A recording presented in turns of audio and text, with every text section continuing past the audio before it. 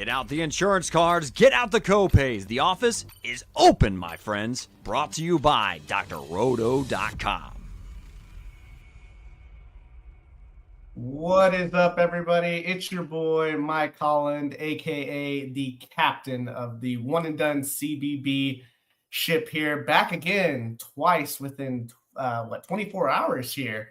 Feeling a little bit better. I appreciate everyone who checked out the show last night. We're back to double dip into the transfer portal because this news just does not stop. And I see that Darren here kind of getting the Final Four theme going as well, live from somewhere in San Antonio. Not quite live from San Antonio yet, Darren, but appreciate you jumping in, man. Make sure you guys hit the like and subscribe buttons. We will be down in San Antonio, the whole crew. Looking like we're probably going to be down there around 11 o'clock as Nate CC Hustle, the master of everything that we do here at One and Done CBB, man, helping me put together this crazy transfer portal board. I think we are going to drop a top 200 on maybe tomorrow, probably Sunday though. We'll enjoy the games tomorrow, but Sunday we'll be releasing a top 200 transfer portal big board over on drroto.com. As you can see, if you follow my Twitter at mcholland34, I am posting like crazy, reacting to news of commitments, entrants, just different things like that are going on. But tomorrow will be all about those Final Four streets there in San Antonio, so looking forward to it. I believe we're going to hit up a couple of spots tomorrow. Once we kind of get settled, we'll drop where we're headed out. And yes, definitely can't stop, won't stop. Make sure you guys check out bracketbids.com. We had a lot of fun with bracket bids this year. That is an auction bracket site where, man, a lot of fun. You get your friends together, your coworkers, or just people that like college basketball, and use the promo code BREAD. We're hoping to have another great year with them next year. So appreciate bracket bids and everything. A great experience. Also, don't forget we have a DraftKings contest, probably the last one for the 2-game slate for the Final Four. So I think we have 8 or 9 entrants in that right now. It's only $5 to jump in. We've kind of been doing that all year, probably our 10th or 11th contest. So jump in with your peeps.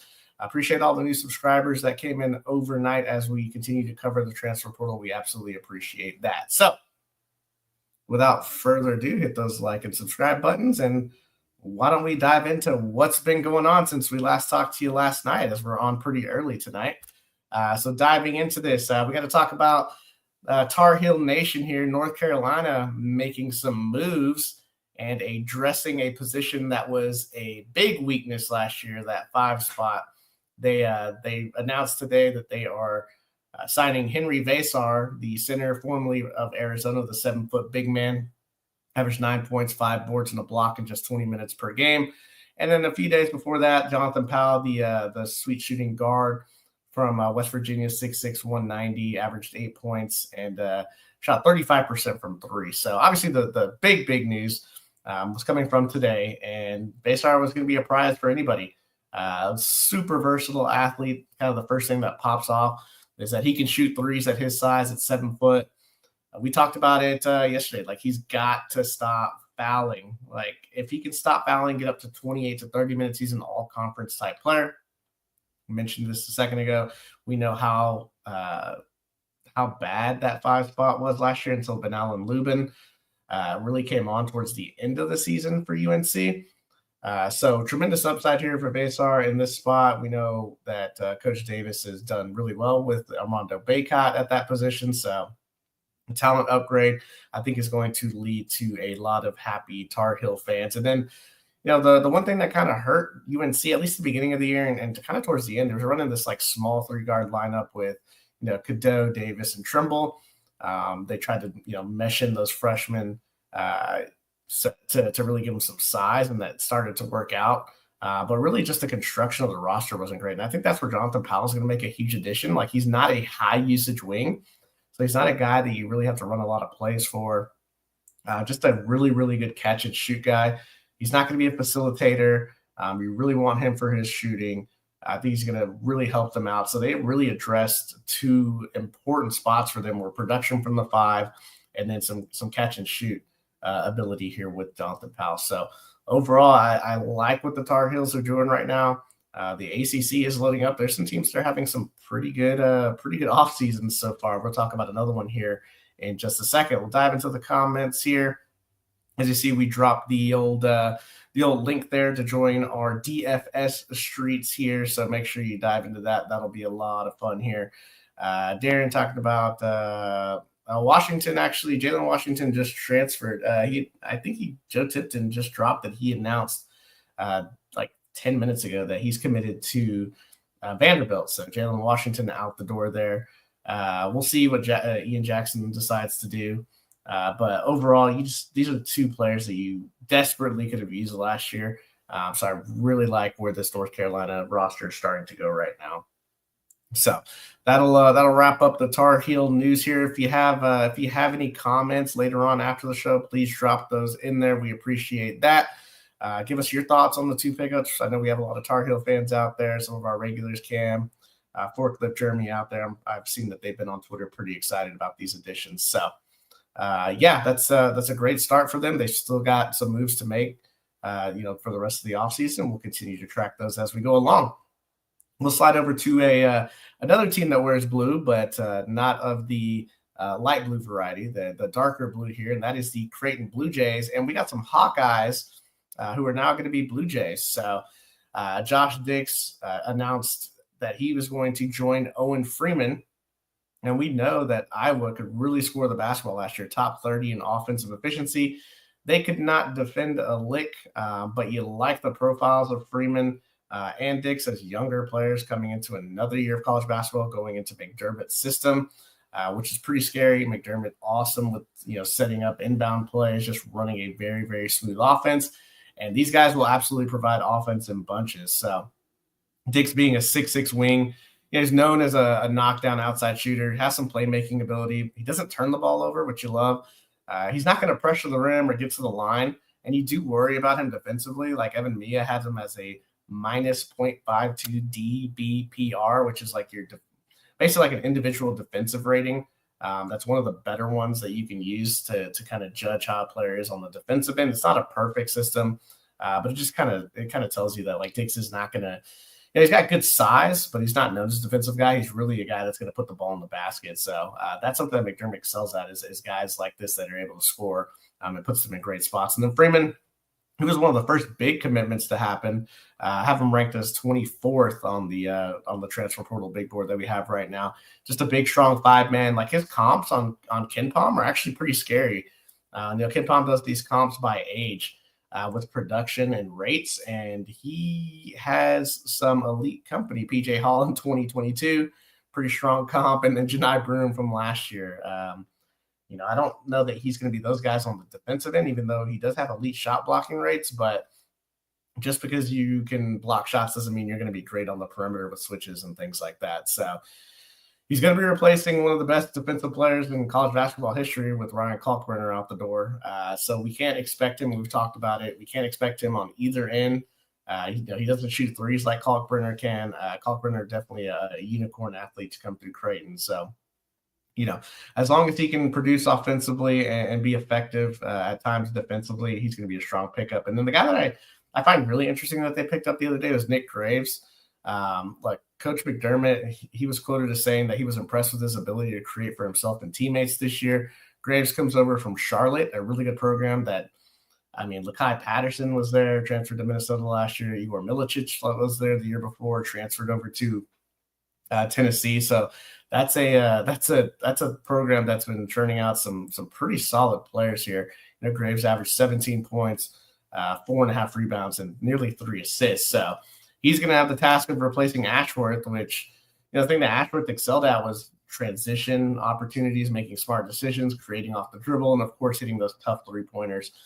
Graves is a capable three-point shooter. I don't think he's anywhere near Ashworth in that category. He's not going to have the experience of an Ashworth, but I think he has really good size defensively. He's 6'3", almost 200 pounds. He's not known for his defense. But you put these three guys together, and I think Creighton, with McDermott's system, they're going to be pretty good offensively. So we'll see where the defense comes from. As we'll take a quick second.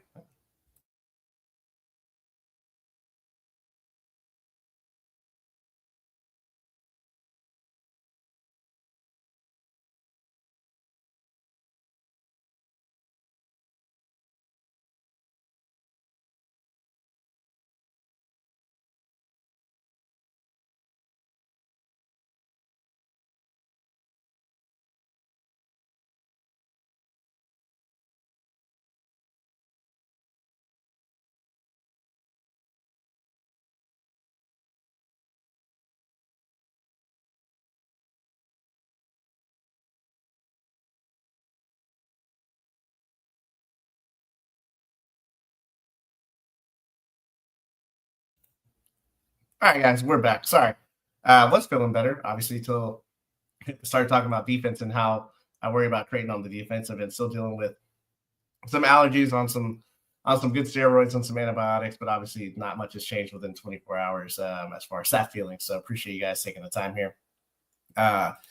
Going through the comments here, Peanut Butter Frosty, I'm ashamed of fellow Kentucky fans. I think the problem is the ones that don't know are the ones on Twitter. That's hilarious. Pope knows what he wants. Who wants? They just haven't gotten the portal yet. He's driving up the price for programs. So I don't know, Peanut Butter Frosty, man. Like, they missed out on some guys. Like Lagoon Guath, obviously going back to San Diego State. There's plenty of guys that are still out there that are going to be impact type players. And talking to old Eric the Blue, we got Final Four guys that are going to be diving in here. We just had some Elite Eight guys diving in here that we're going to talk about. So we'll move on to the third team that we profiled here. Syracuse retooling. They're going to have a different look here, adding 3 pieces from the transfer portal. Nate George, the guard from Georgia Tech. William Kyle, the center from UCLA.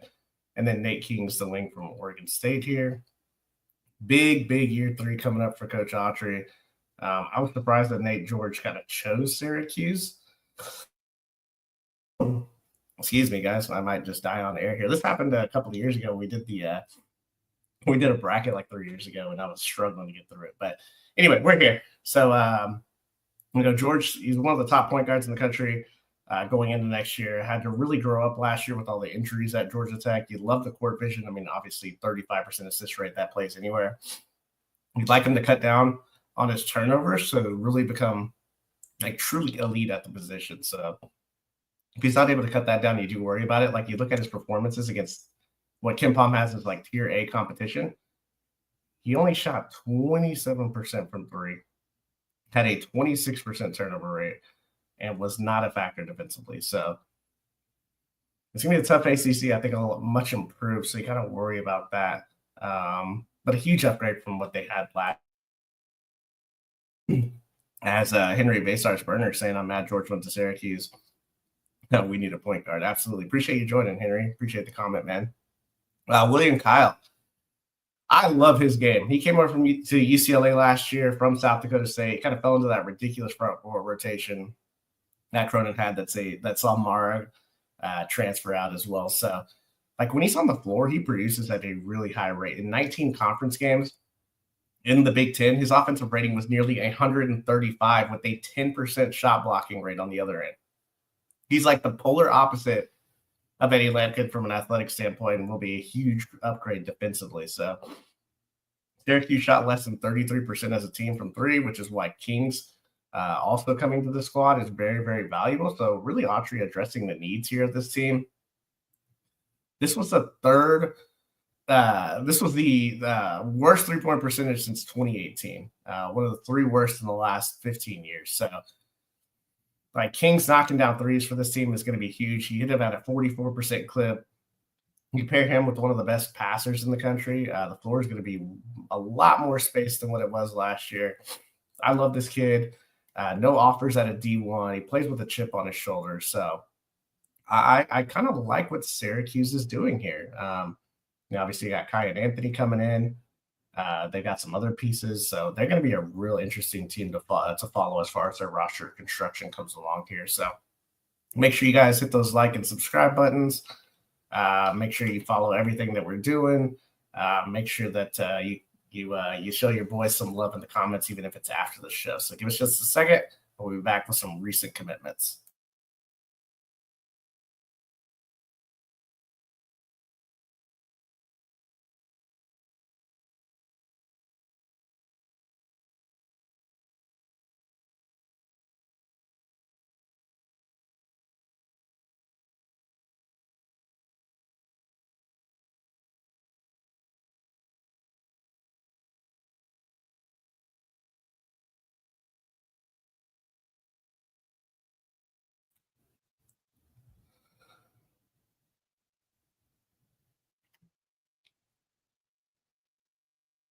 All right, we're back. Appreciate that. We like to dive into like these little lists that we do. We got some 5 commitments that came through basically within the last 24 hours or so, maybe 48 hours on one here. But 5 guys that I think are really going to make an impact. Number 7 here on our big board list is Jacoby Gillespie. He's the guard from Maryland. Obviously, a lot of people familiar with his game. He commits to Tennessee, which is a huge, huge pickup. Averaged 15 points, 5 assists, 2 steals, 41% from 3. It's tough to replace a school legend like the guy Ziegler, but Gillespie's got a pretty good shot to do it. He's nowhere near the defender Ziegler is, but he's still pretty good on that end, even though you worry about his size when he plays against bigger backcourts. But he does have a really high steal rate, and he can pressure the ball a little bit. So offensively, though, the kid's a juggernaut, just an awesome assist-to-turnover ratio.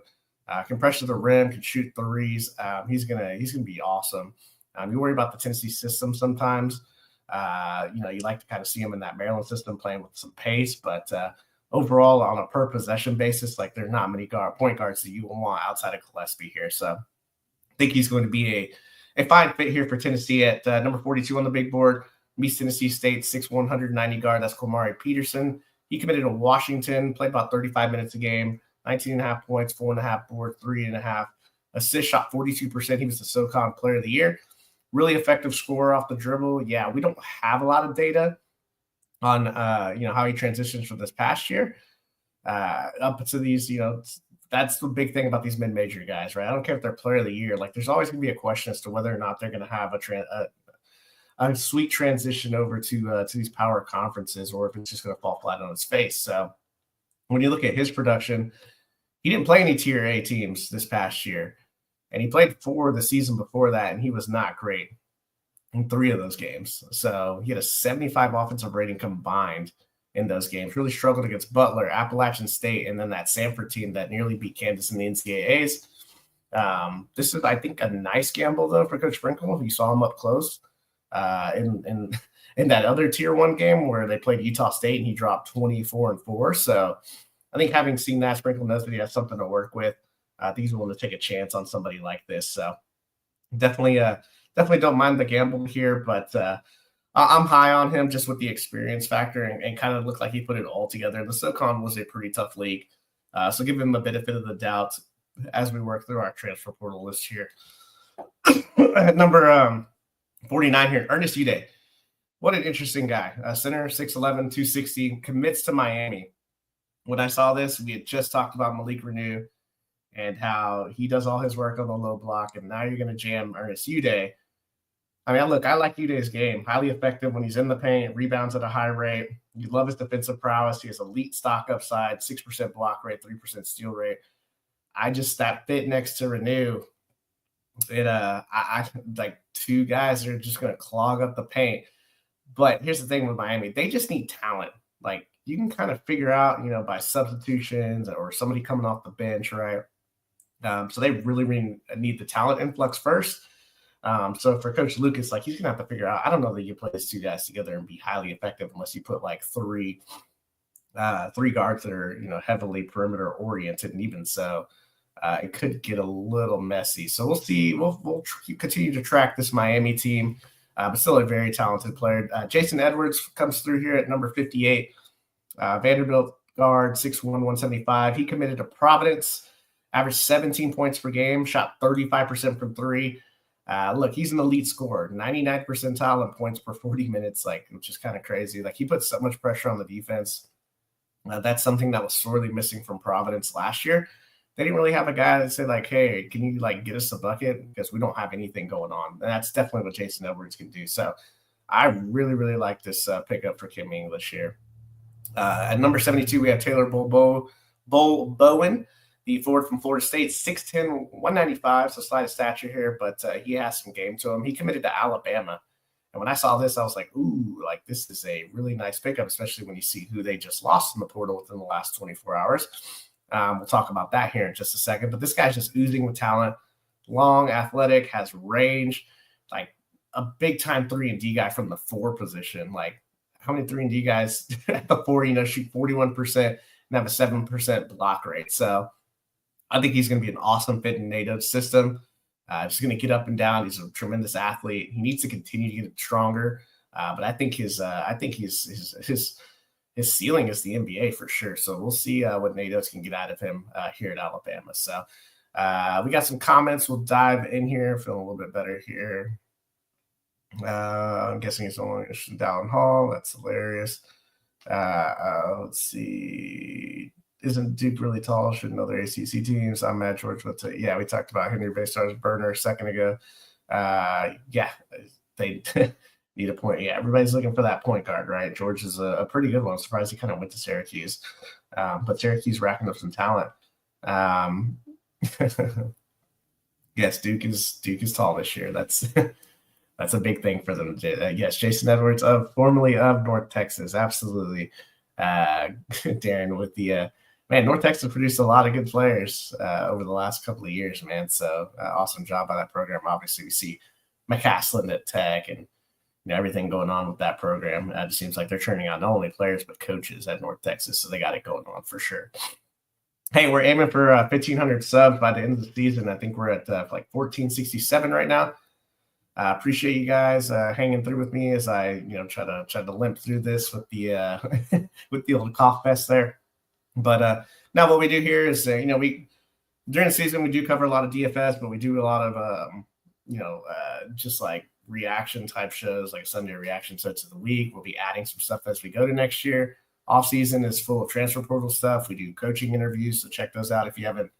If you're new to the channel, like go back and look. We've interviewed like Mark Pope, Steve Alford, Coach Rice over at Boise State, Randy Bennett over at St. Mary's, Kim English with Providence. So yeah, we've got it going on here. We're continuing to grow. Appreciate all the love and support. My guys will all be together tomorrow. CC Hustle, helping with the transfer big board, Twitter, everything we do. Jay, a couple of nights off here, getting refreshed here for the Final Four, the conductor, and then obviously Eric the Blue. Just man, what a machine producing here. So appreciate him and everything that he does. We'll probably have him back on stream soon here. I know you guys miss him out there. So as we wind this thing down, we'll get out of here in the next 5 to 10 minutes here. We're talking about 5 recent entrants that have been kind of confirmed in the portal. And the first one here, we thought and we heard like he's in, like he's gonna whatever, and it's Jaden Quaintance, the center out of Arizona State, 6'9", 225. I have him ranked now officially number 4 on my transfer portal big board. Averaged nearly 10 points, 8 boards, 2.5 blocks, and a steal per game. He was 17 years old for a majority of the season. What an absolute monster at his size. He's going to have a choice of anywhere he wants to go. He has NBA upside. Unfortunately, he did tear his ACL. So he's got to take some time to get fully healthy here. But an elite shot blocker, he's just going to be better for having a full year in the college ranks under his belt. So, yeah, he's definitely somebody the NBA is going to be knocking the door on if he can stay healthy. We'll see what kind of list he comes up with, but everybody, all the top programs should be after this kid. He's just a really, really high upside, not just defensively, but I think he's got some game offensively that we really haven't tapped into yet. So looking forward to seeing what he does. He's going to be a conference type changer, whatever team that he picks. So the next guy, this one just happened earlier this afternoon, and this is the Alabama player I was referring to. Taylor Bull-Bowen headed there, and Muhammad Diabate headed out. 6'7", 215-pound wing/forward. Only 16 minutes a game, so probably looking for some opportunity. I thought he would get more of that opportunity with some of the guys headed out from Alabama, but choosing to hit the portal, and I think he's going to have some dollars thrown at him here. 7 points, 6 boards, 46% from 3. He's a two-way monster. He was unstoppable at times. And stretches you watch Alabama, you're like, he's the best player on the team. So tough loss for Nate Oates here. The guy had a 65% effective field goal percentage. Just awesome upside on both ends. Can't wait to see where he's going to land. He's going to be an absolute game changer as well. I think I may even have, I have him ranked at 20, but his upside may be even higher than that. As you can hear Rody probably disagreeing with that. So we're on both ends here. But next on the list here, number 40, Malik Thomas, guard from San Francisco, 6'5", 205. Averaged 20 points per game, 39% from 3. Started out his career at USC. This guy gets buckets. He had to do it on his own for much of the year, too. Marcus Williams for San Francisco is in and out of the lineup. Very aggressive, can score at all 3 levels, can pressure the rim, knock down threes. He was still pretty efficient, even with this massive usage rate that he had to that he had to sustain for this team. So not really known for his defense, but he has pretty good size on that end to be effective. So he's going to be highly sought out. You put him around some better players, and I think he's really going to show out. Number 60, a tough guy to project here, Xavier Lee. 6'4", 180 pounds, man. 17 points. I love his size and playmaking. Can pressure the rim and knock down threes. One of the best rebounding guards. Haven't seen much against top competition because the Ivy League doesn't really play anybody in the P4 ranks, but really hard guy to project, but I think he's a solid player. And the last guy here, DeMarco Minor, Oregon State, 6', 190, 10 points, 5 boards, 5 assists. Showed he could really handle a tough WCC. Finished top 100 in assist rate. Played well for them. He's not really a shooter, more of a facilitator. He's kind of in that second, third tier point guards that people will be looking for. Be interesting to see if he tries to move up in rank or if he tries to go down into back into the mid tier. So that'll wrap it up for we see you guys out there in the comments before us today. Like I said, hit the like and subscribe buttons. Appreciate everybody joining as I limp through this sickness here. We'll be back with Final Four content tomorrow and then transfer portal as we move through next week. So I'm MC Holland 34, Mike Holland, the captain of the one and done ship. Hey, let's make sure and get this bread. Thanks for stopping by the office. Get your fantasy prescription by subscribing to the channel and checking out drroto.com. And until the next visit, be well and take care.